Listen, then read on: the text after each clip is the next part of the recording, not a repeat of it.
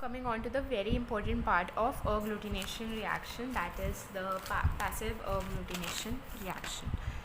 This is important. Passive agglutination test. Now what is done in a passive agglutination test?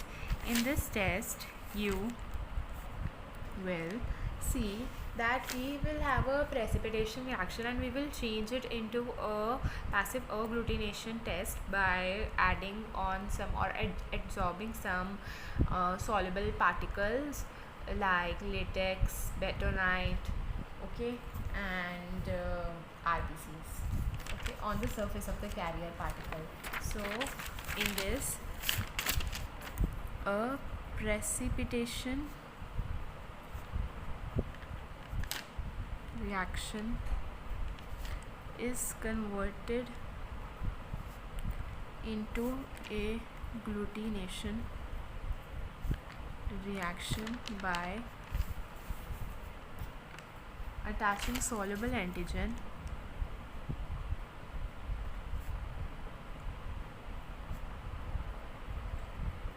to surface of carrier particle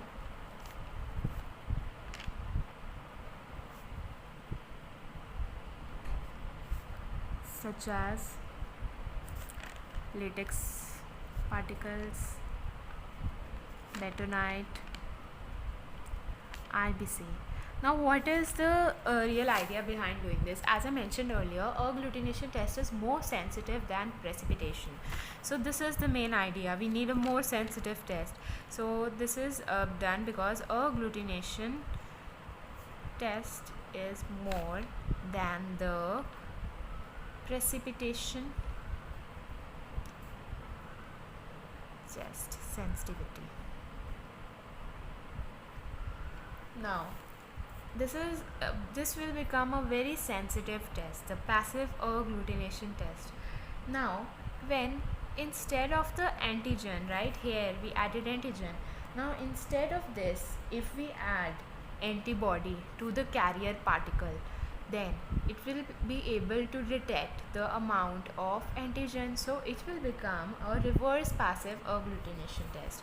Now I'll tell you, if the antibody is attached or absorbed to the carrier particle, then the antigen,